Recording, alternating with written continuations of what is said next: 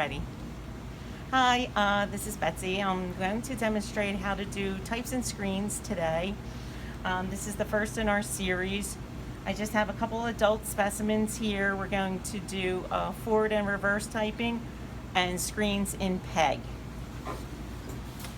I've already pre-dropped some of my specimens. I am going to show you first, before we do this sample testing, I just wanted to show you that for every specimen we get in blood bank, it also comes in with a requisition. And on the requisition, there is a place that should have the patient's full name and medical record number. We always use 2 identifiers in blood bank. Can also use date of birth, but we always tend to use the name and medical record number. They must match down to every last letter and digit. And then the specimen would be dated, the date it was drawn. And we also require the phlebotomist at least initials to either be on the requisition or on the tube. So once we've already checked all of those things, it's time to set up our rack. Our rack and tube labeling is standardized so that everyone labels their tubes the same. And with the same process, we either use the first 3 letters of the last name, or we can use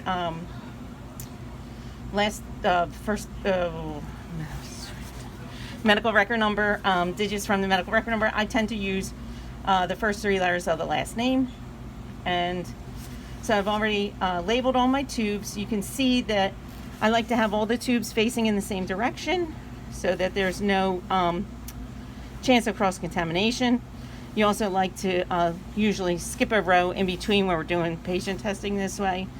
And I will show you how to label the tubes. The cell suspensions will be designated by a capital S. Then we have capital A, B, and D. They are going to be for anti-A, anti-B, and anti-D. Then for our reverse typing, we have a lowercase a for our A1 cells, lowercase b for B cells, Roman numeral 1 for screening cell number 1, Roman numeral 2 for screening cell number 2. Into each of these tubes, for the reverse, I have added 2 drops of plasma into each one of those. And I've done 1 drop of anti-A, anti-B, and anti-D. So I will show you that. I've already done the first couple. Just to save time, I'm going to show you. I guess I should be doing these behind a shield.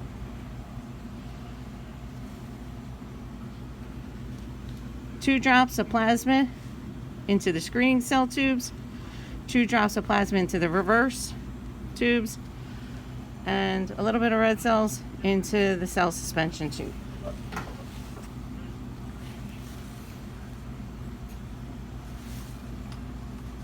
Shield's back there. I don't know what to do. Oh, can't reach it. What do we have here?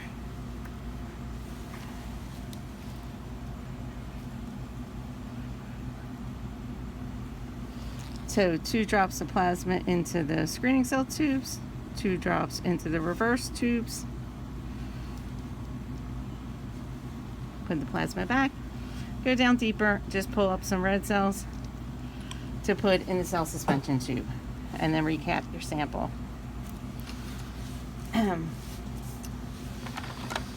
Like I said, I did the first couple of specimens already, but for just to reiterate, I'm going to add 1 drop of anti-A into the tubes that are labeled with the capital A, 1 drop of anti-B into the tubes that are labeled with a capital B, and 1 drop of anti-D into the tubes that are labeled with the capital D. Okay.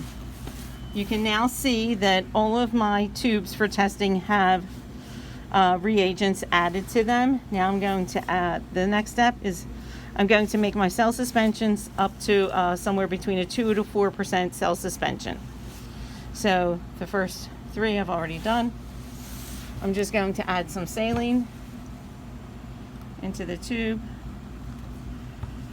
and make it that until it looks like a 3% suspension. If it's still too dark, we can add some more, add some more saline. Okay, now I'm going to add 1 drop of my cell suspension to all of my forward. Or you know what, instead of that, I'm going to get my screening cooking first. So I'm going to take my screening cells. You can see that they've settled out and the cells are mostly down at the bottom of the tube. So we're going to gently resuspend those.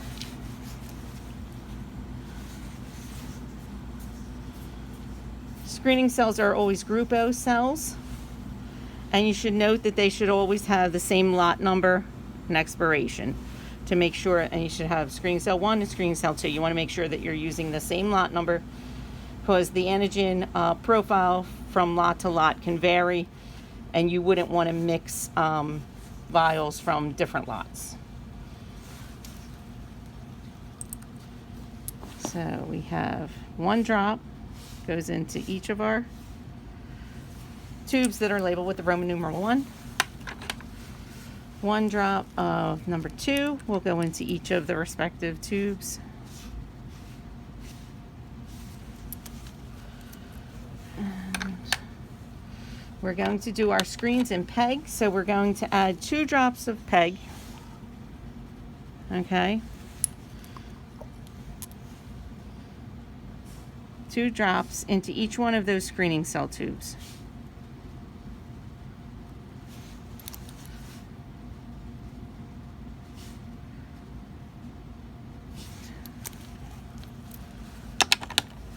We're going to mix those.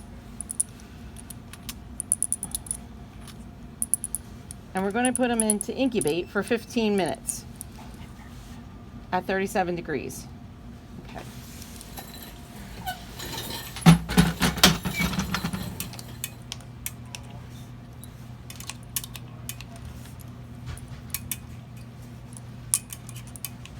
And anytime you go into the incubator, you want to make sure that it is, in fact, 37.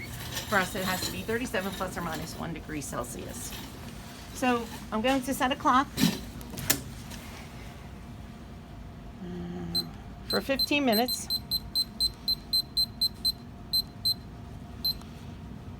So I know when to take those out of the incubator. Okay, now we can focus on our ABO and RH typings. We're going to mix our cell suspension and add 1 drop to each of the forward typing reagents. Go to our next patient. 1 drop to each of the forward tubes.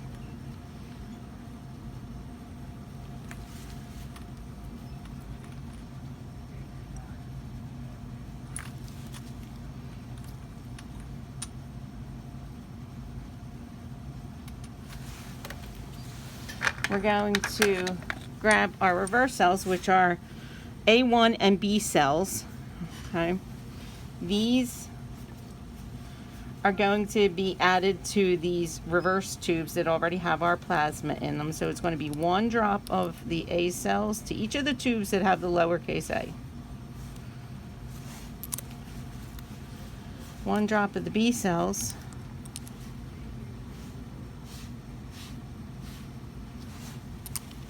Into each of the tubes with the lowercase b. Now we're going to mix these and put them in the centrifuge to spin. You want to keep them in order.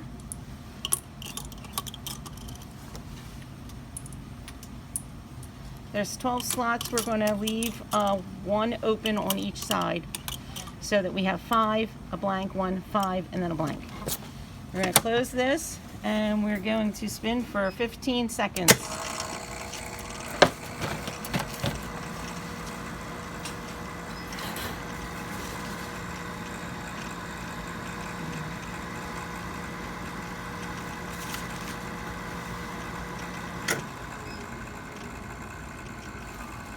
Something important to note is when you're doing blood bank testing, you want to read your tubes right away and record your reactions immediately. So normally we would be working in the computer if these were real patients. I've already taken my worksheet, since we're just showing these for demonstration purposes. I just wrote my patient names, MR numbers off to the side, and I'm going to record all my reactions on the sheet.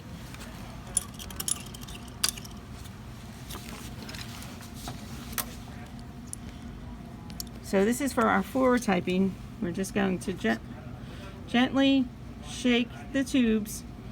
Not too hard. Too light, you won't get your cell suspension to come off. Too hard, you can shake away a positive reaction.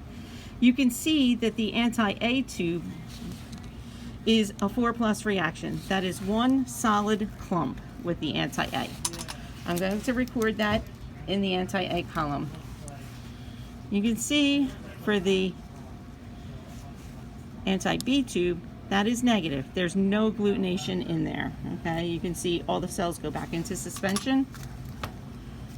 And for the anti-D tube, that's about a 3+. You have a large clump. You do have some smaller clumps with clear background in there. So I would call that about a 3. Maybe a little stronger. Some people may go 4+. The key is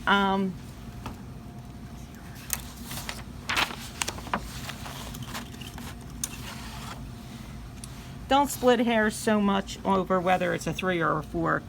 Most important that if it's positive, you call it positive. Now here's our reverse for that same patient. You can see that the A tube, okay, this is our A1 cells, and that is negative. You want to keep shaking and tilting your tube until your button has totally resuspended. And this was the B cell tube, and again, that's about a 3+. So I record those. Once I have both the forward typing and the reverse, I'm going to look and then make my interpretation. So the 4+ in this tube shows me that the A antigen is present, the B antigen is absent, and the D antigen is present. And then the reverse agrees with that. So we know that if someone has the A antigen, they should not have A antibody normally. So they do not have, they have no reaction in that tube. And here the B antigen is absent, so we would expect the B antibody to be present, and it is by showing that it's reacting with those B cells. So the typing of this patient would, the intert would be A pos. Okay, on to our next patient. Maybe I have to do this over here.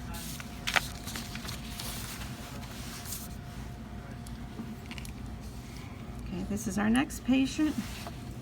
Again, being careful that you're always matching up your patient identifier that's up at the top of the tube. Like I said, we use the first 3 letters of the last name. The anti-A is negative, and your B is 4+, right here. One solid clump. Okay. And your anti-D is 3+. So we're going to record those. 0, 4+, 3+.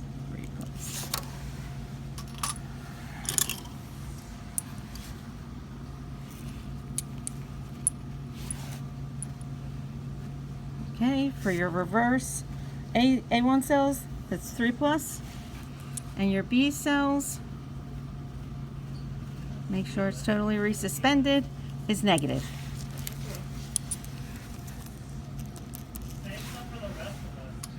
Again, looking at that, you can see that the forward is showing that this patient is B pos, and the reverse agrees. So if they have the B antigen, they should not have B antibody. They don't have the A antigen, so therefore they have A antibody. So this patient types as B pos. We're going to do our next sample. I think we should put it.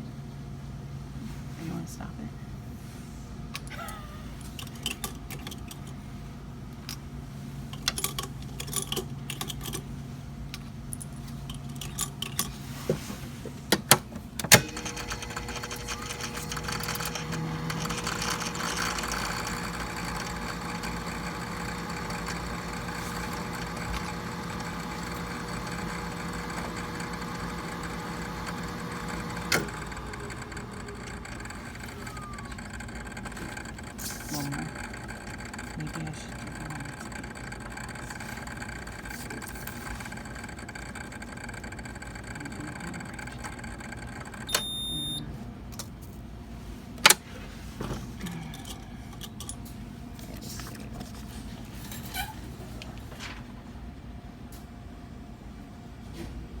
Okay.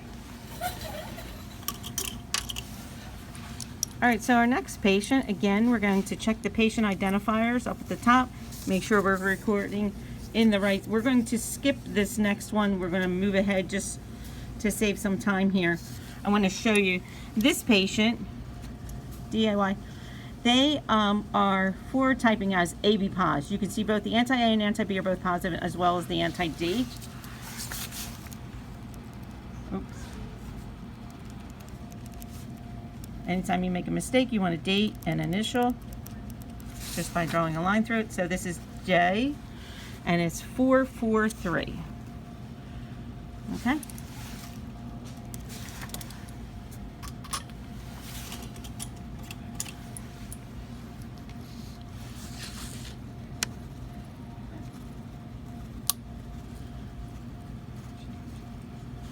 These are your reverse tubes, okay, your A1 cell and B cell. They are both negative. But we can't interpret this yet because anytime we have all of these tubes reacting positively, we are going to have to run a decontrol. So for that decontrol, we're going to have to take 2 drops of plasma,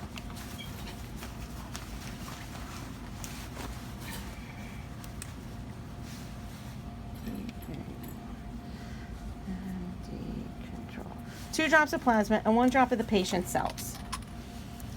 So we're going to go back to our tube.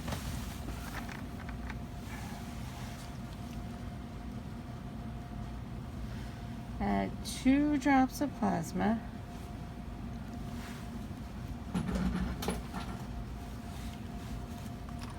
One drop of our patient's cells.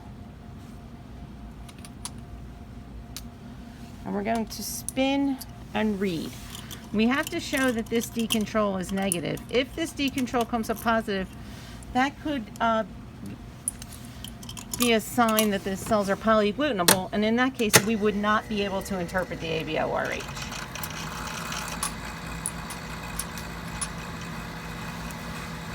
And you can look up polyagglutination in your textbook. Anything else you want to add?